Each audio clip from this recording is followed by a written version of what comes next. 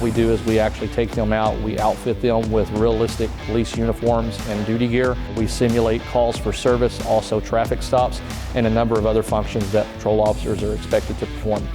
We actually put things in their hands and have them go through the motions to build that muscle memory into our program.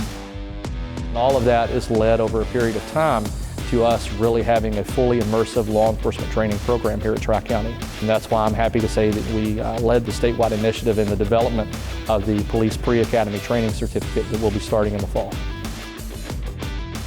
Every state in the United States has an agency that is responsible for training all new law enforcement officers in that particular state. In South Carolina, we are one of the few remaining states that still uses a centralized academy model, essentially meaning that we have one state academy that trains all law enforcement officers in this state regardless of where they become employed at.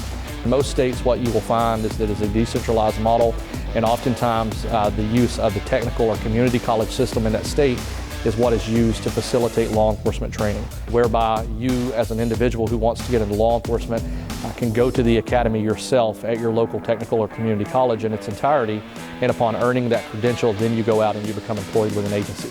I'm hopeful that with the development of this new Police Pre-Academy Training Certificate that we have, it's the first step toward that direction.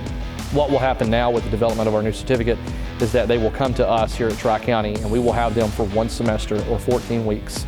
So you're looking right there at 14 weeks versus 4 weeks of instruction. What that's going to allow us to do is to cover not only what's required by the Law Enforcement Training Commission and the Academy, but also add a lot of extra material into this so that when agencies now seek to hire these individuals coming out of our certificate program, they've demonstrated a few things. One, they've demonstrated the competency that they have with the material that we're going to be teaching them over 14 weeks. Secondly, they've demonstrated a commitment to that law enforcement agency. Another big feather in the hat for this certificate is the fact that they no longer have to be employed before coming to this training. Historically, what's happened here in the state is that an individual has to secure employment with an agency as an officer, and then they're allowed to begin this training.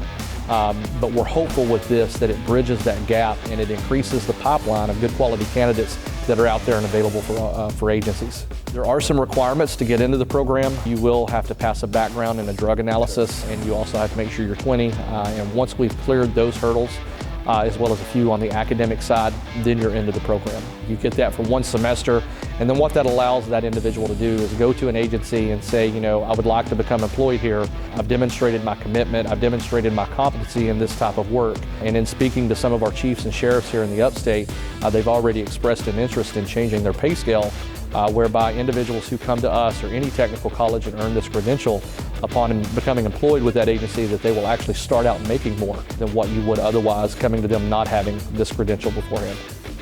So with our program being 14 weeks and then going to Columbia with 8 weeks, that puts us almost in line with what the national average for academy training has been. And if you think about the challenges, the demands that law enforcement officers face, especially in today's climate, you can never train too often and too much. I talk to my students all the time that not only do we hope to give you the practical skill set, the muscle memory of doing these things, but we also want to teach you the theory and make sure that you understand why you're doing these things.